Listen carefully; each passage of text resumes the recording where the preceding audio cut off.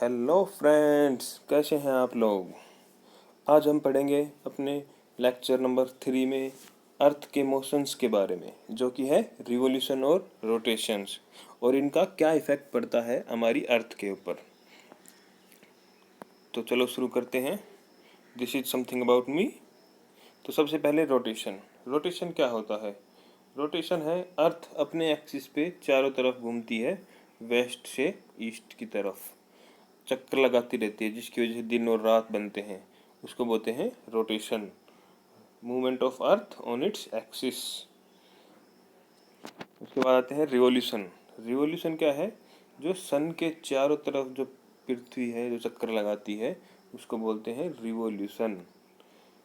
The movement of earth around the sun in a fix path, और इस fix path को हम बोलते हैं ऑर्बिट। क्या बोलते हैं? ऑर्बिट।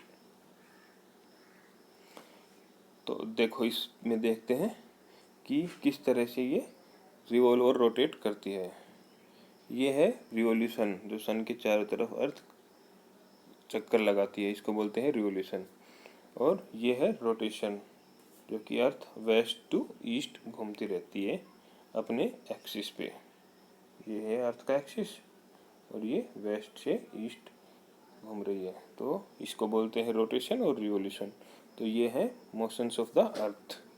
चलो इनके बारे में कुछ और जानकारी देखते हैं। उसके बाद आते हैं सर्कल ऑफ इल्यूमिनेशन क्या होता है। आप एक बॉल लेना और उस पर टॉर्च मारना, तो क्या होगा, उसकी सामने वाली हाफ पार्ट आप कोई चमकती हुई इस पे लाइट पड़ेगी तो वो चमकेगी, और पीछे वाला भाग शेडो की वजह से या बोल दे कि लाइट नहीं पहुंचने की वजह से वो डार्क दिखाई देगा। तो सामने वाला चमकेगा, दूसरे पिछले वाला, तो उसका हाफ पार्ट सामने वाला ग्लो करेगा और पीछे वाला ग्लो नहीं करेगा। तो अर्थ के साथ भी ऐसा ही होता है। ये अपनी अर्थ है और ये सन है, तो जब सन की लाइट अर्थ के ऊपर गिरती है तो इसका पार्ट भी, सामने वाला आधा पार्ट, अगर हम इसको बीच से डिवाइड करें ऐसे, तो इस लाइन, ये बिल्कुल हाफ है, ये 50 इधर 50% इधर, तो हाफ हाफ। तो ये हाफ पार्ट सन के सामने वाला ग्लो करता है और पीछे वाला में नाइट होती है, यहाँ पे डे होता है। तो ये जो लाइन होती है जो इसमें सन डे और नाइट को सेपरेट करती है, इसको बोलते हैं सर्कल ऑफ इल्यूमिनेशन। ये बिल्कुल एग्जैक्ट एक्सिस ऑफ अर्थ के ऊपर ना होके थोड़ा सा पीछे इस तरह से होती है। क्यों? क्योंकि हमारी अर्थ टिल्ट है। कितना टिल्ट है? अपने एक्सिस से 22.5 डिग्री टिल्ट है। ओके, अब आते हैं रोटेशंस के ऊपर। जो अर्थ का रोटेशन है 24 आवर्स का, उसको हम बोलते हैं अर्थ डे, और इसको हम डेली मोशंस ऑफ अर्थ भी बोलते हैं। ये कितना टाइम लेती है अर्थ एक रोटेशन में? 24 आवर अराउंड इट्स एक्सिस। तो ये हमने देखा भी, जो अर्थ अपनी एक्सिस पे कितनी टिल्ट है? 23.5, और अपने ऑर्बिटल प्लेन पे कितना है? 66.5। ऑर्बिटल प्लेन क्या होता है? ये अर्थ है, ये सन है, ये सन के चारों तरफ इस तरह से चक्कर काटती है। तो ये हो गया इसका ऑर्बिट। तो इस ऑर्बिटल प्लेन पे जो अर्थ का एक्सिस ये है और ये ऑर्बिटल प्लेन है, तो ये वाला जो एंगल हो गया, ये हो गया 66.5। और अगर इसके ऊपर ये परपेंडिकुलर ड्रा करेंगे ऐसे, तो ये हो गया 22.5 डिग्री। ये डायग्राम में देख सकते हैं, ये अर्थ का ऑर्बिट के साथ जो एंगल बना रही, और ये इसके इस तरह से एक्सिस पे 22.5 डिग्री। ओके, अब समझते हैं, अगर अर्थ रोटेट करना बंद कर दे तो क्या है, मतलब अपनी जगह पे फिक्स हो जाए तो क्या इफेक्ट पड़ेंगे। वैसे तो बहुत सारे इफेक्ट पड़ेंगे, बट सबसे मोस्ट इम्पोर्टेंट इफेक्ट क्या पड़ेगा, जो कि आप देख के समझ सकते हैं। ये सर्कल ऑफ इल्यूमिनेशन वाली लाइन थी, लाइन ऑफ इल्यूमिनेशन, इसके इस तरफ हमेशा नाइट रहेगी, क्योंकि यहाँ पे सन की रेज नहीं पड़ेगी अगर सन यहाँ पे है तो, और ये हमेशा ग्लो करेगा, मतलब यहाँ पे हमेशा लाइट मिलती रहेगी, यहाँ पे लाइट नहीं मिलेगी।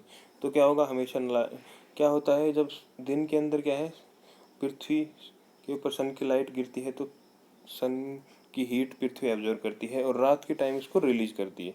तो इसलिए सर्दी और गर्मी मेंटेन रहती है। अर्थ का जो एवरेज टेम्परेचर है वो मेंटेन रहता है। अगर अर्थ रोटेट करना बंद कर देगी तो क्या होगा, हमेशा यहाँ गर्मी रहेगी, यहाँ सर्दी, यहाँ लाइट रहेगी, यहाँ लाइट नहीं रहेगी। इसकी वजह से ये गर्म होता रहेगा, गर्म होता रहेगा और ये ठंडा होता रहेगा।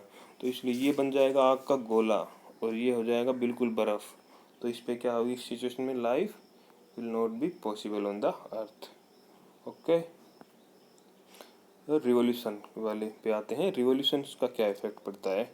तो रिवॉल्यूशन में कितना टाइम लगता है, 365 डेज। एक्चुअली लिखते हैं 365 डेज एंड 6 आवर्स, लेकिन हम मानते हैं अपने कन्वीनियंस के लिए कि 365 डेज ही लेते हैं एक साल के अंदर। तो अब 6 आवर जो बचेगी उसका क्या करते हैं, उसका आगे देखते हैं हम क्या करते हैं।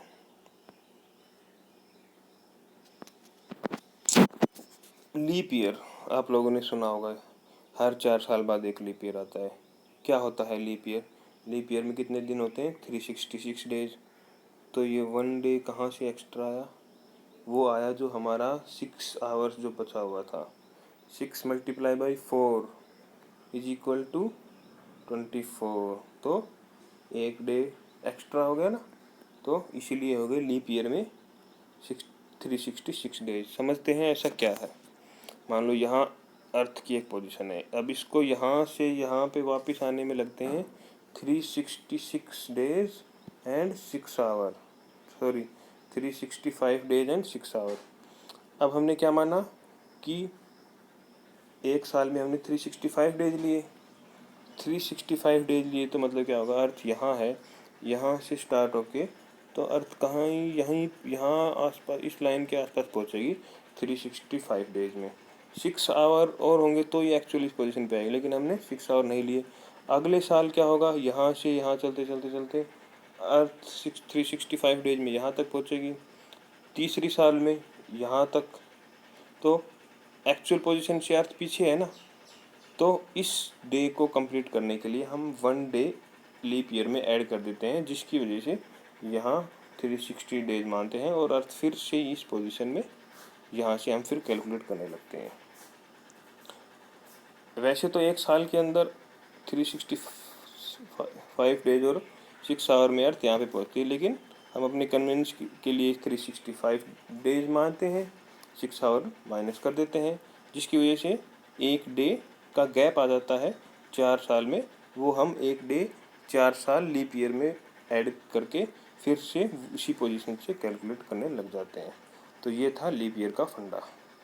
ओके फ्रेंड्स, अब है समर सोलिस्टाइस और विंटर सोलिस्टाइस। इसको समझने से पहले हमने अपने पुराने लेक्चर में समझा था वो चीज़ एक बार फिर से समझते हैं। क्या समझा था, इस डायग्राम में देखते हैं। अर्थ ऐसे, ये सन है, सन की लाइट इस तरह से गिरती है, यहाँ पे सबसे ज़्यादा हीट होती है और यहाँ पे उसके कंपैरिजन में कम। ये तो इस तरह से ये रीजन होता था टोरॉइड, ये टेम्परेट और ये फ्रीज, जो हम पिछले लेक्चर्स में पढ़ चुके हैं। तो ये किस वजह से होता है, अर्थ टिल्ट है अपने एक्सिस पे कितना 22.5 डिग्री अपने एक्सिस पे, तो इसी की वजह से होता है समर और विंटर सोलिस्टाइस और इक्विनॉक्स। वो क्या होते हैं वो हम अभी समझते हैं। तो समझ में आया ना क्या चीज़, कि सन की पोजीशन और अर्थ का टिल्ट होने की वजह से सन की लाइट टिल्टेड पहुँचती है और इस वजह से सर्दी और गर्मी का इफेक्ट होता है। इसको और अच्छे से समझेंगे अभी समर सोलिस्टाइस और विंटर सोलिस्टाइस में। तो सबसे पहले आते हैं इस डायग्राम पे, इसमें देखते हैं समर सोलिस्टाइस और विंटर सोलिस्टाइस क्या है, कैसे होता है। देखो, तो ये स्टार्ट होता है 21 जून को होता है समर सोलिस्टाइस। 21 जून को इस पोजीशन पे होता है, ये हमारी लाइन है ना इक्वेटर, ट्रॉपिक ऑफ कैंसर, ये आर्टिक सर्कल, ये ट्रॉपिक ऑफ कैप्रिकॉर्न और ये नीचे वाला अंटार्कटिक सर्कल। तो 21 जून को क्या होता है कि अर्थ टिल्ट होने की वजह से, देखो टिल्ट है ना अर्थ, तो इसकी वजह से 21 जून को क्या होता है कि सन की रेज है वो ट्रॉपिक ऑफ कैंसर के ऊपर परपेंडिकुलर होती है। जैसे कि हमने इस डायग्राम में हम देखा था, इसमें ये यहाँ इक्वेटर के ऊपर परपेंडिकुलर है, लेकिन 21 जून को क्या होगा,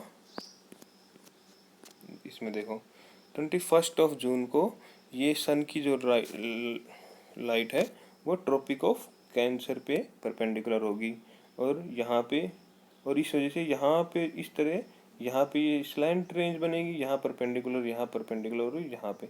तो ये जो सर्कल ऑफ इल्यूमिनेशन जो हमने पढ़ा था वो इस तरह से यहाँ पे रहेगा, ठीक है।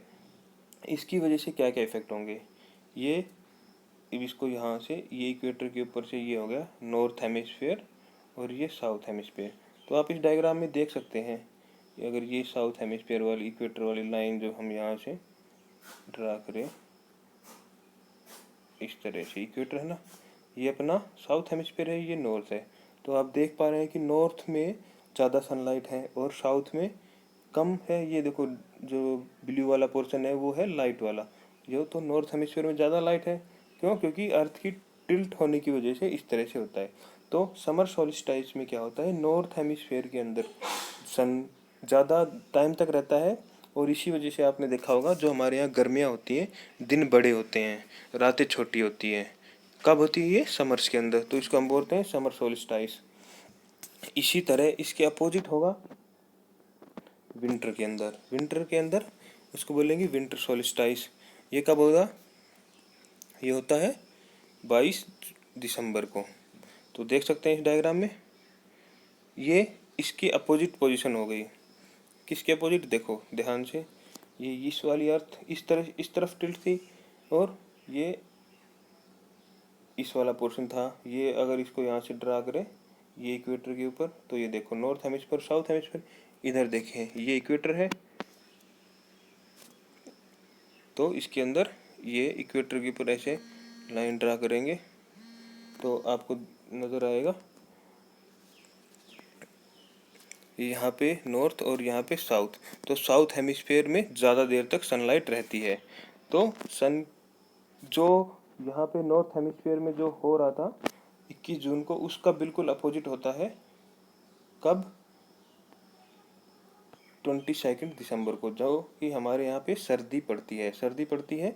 उसमें क्या होता है, नाइट लंबी होती हैं और डे छोटे होते हैं। क्यों? क्योंकि अर्थ टिल्ट होता है, टिल्ट होने की वजह से ये सब फिनोमिना होता है। इसी वजह से एक फिनोमिना और भी होता है, ये देखो पोल्स कहाँ पे है, यहाँ पे पोल है, ये एक पोल यहाँ है, यहाँ एक पोल यहाँ है। तो पोल्स के ऊपर क्या होता है, समर सोल्स्टिस में नॉर्थ पोल के ऊपर 6 महीने तक दिन ही रहता है, डे, और साउथ हेमिस्फीयर पे हमेशा नाइट ही होती है। ये आप देख पा रहे हैं सर्कल ऑफ इल्यूमिनेशन पे, ये वाली जो लाइन है, इससे आराम से आपको समझ में आ जाएगा, जो भी दिख भी रहा है साफ साफ। अब इक्विनॉक्स में क्या होता है, इक्विनॉक्स के अंदर क्या होता है, अर्थ क्या है, सोल्स्टिस में तो अर्थ जो है सन की तरफ झुकी हुई है, इस देखो। लेकिन अब इस पोजीशन को ध्यान से देखो, इक्विनॉक्स वाली को, इसमें क्या है, अर्थ सन की तरफ झुकी हुई है? नहीं, अर्थ तो इस तरफ झुकी हुई है, इस डायरेक्शन में, और सन क्या है यहाँ पे, इस डायरेक्शन में। तो इसकी वजह से इक्वल लाइट ऑफ सनराइज, जो सन की लाइट है वो कहाँ पे पड़ती है, इक्वेटर के ऊपर। इसकी वजह से डे और नाइट इक्वल होते हैं। तो इसी वजह से दिन और रात छोटी बड़ी, और क्या होता है, सर्दी गर्मी बरसात, विंटर समर स्प्रिंग, और सीजन जो आते हैं, ऑटम जो सीजन्स आते हैं, वो इसी वजह से आते हैं। किस वजह से? एक तो रिवोल्यूशन की वजह से, और एक जो सन की पोजीशन और अर्थ की जो टिल्टनेस की पोजीशन है उसकी वजह से ये सब होते हैं। ओके फ्रेंड्स, तो यही सब दिया हुआ है इन स्लाइड्स में। समर सोल्स्टिस 21 जून को होता है। सन की light directly fall on tropic of cancer. Continuous 6 महीने तक पोल्स के ऊपर दिन रहता है, और यहाँ पे पोल्स के ऊपर लेस हीट रेज। क्यों? क्योंकि सन हमेशा पोल्स के ऊपर टिल्टेड रेज पहुँचती है, इसी वजह से वहाँ पे स्लैंटिंग रेज पहुँचती है, टिल्टेड रेज पहुँचती है, इसलिए वहाँ पे कम गर्मी पहुँचती है। बेशक वहाँ 6 महीने तक दिन रहता है, लेकिन वहाँ इतनी गर्मी नहीं हो पाती। क्यों? क्योंकि जहाँ वहाँ के ऊपर जो सन की लाइट है वो टिल्टेड स्लैंटिंग में पहुँचती है, मतलब कि देखो इस तरह से सन है तो इस तरह से ना पहुँच के ऐसे टिल्ट होती हुई कि एक एंगल के ऊपर, स्मॉल एंगल के ऊपर पहुँचती है। इसकी वजह से वहाँ पे गर्मी कम होती है। और दूसरी, दिन बड़े और रातें छोटी। तो ये हुआ समर सोलिस्टाइस। विंटर सोलिस्टाइस जो कि 22 दिसंबर को होता है, उसमें बिल्कुल उनसे किससे, समर सोलिस्टाइस से पूरा उल्टा होता है। ट्रॉपिक ऑफ कैप्रिकॉर्न पे वो रहती है सन की जो वर्टिकल लाइट पहुँचती है, रातें बड़ी दिन छोटे। ठीक है फ्रेंड्स। और इक्विनॉक्स, इक्विनॉक्स में क्या होता है, दिन और रातें बराबर 21 मार्च और 23 सितंबर को, क्योंकि इस पे अर्थ की पोजीशन इस तरह से होती है कि जो सन की लाइट है वो पोल्स की तरफ, अर्थ टिल्ट होती है पोल्स की तरफ से, लेकिन सन दूसरी डायरेक्शन में, जैसे कि हमने डायग्राम में देखा था। इसकी वजह से हमेशा दिन और रात बड़े होते हैं। तो ये इक्विनॉक्स होता है। तो बस इतना ही था आज के लेक्चर में। ये क्वेश्चंस हैं, इन सब के आंसर आप देखोगे तो हम सब ने अभी जो अपनी पीपीटी है उनमें आपको इनके आंसर मिल जाएंगे। ये कुछ एक्सरसाइज हैं, आप करना इनको। ये एमसीक्यूज हैं, इनको सॉल्व करना। इनके आंसर दिए हुए हैं, कुछ फिल इन द ब्लैंक्स हैं, इनके आंसर यहाँ से आपको मिल जाएंगे। तो बस दोस्तों, आज के लेक्चर में इतना ही था। कुछ समझ में नहीं आया हो तो आप मुझे टेलीग्राम चैनल पे मैसेज करके पूछ सकते हैं, आपका कोई डाउट हुआ हो तो थैंक यू फ्रेंड्स। बस आज के लेक्चर में इतना ही। पीपीटी आप यहाँ से डाउनलोड कर सकते हैं इस चैनल से। तो अगर आपको मेरी वीडियो अच्छी लगी हो तो प्लीज़ लाइक करें, कमेंट करें, शेयर करें और मेरे चैनल को सब्सक्राइब करना ना भूलें, ताकि मेरी लेटेस्ट वीडियोस आपको नोटिफिकेशन में मिल जाए। So thank you friends, have a good day, bye bye.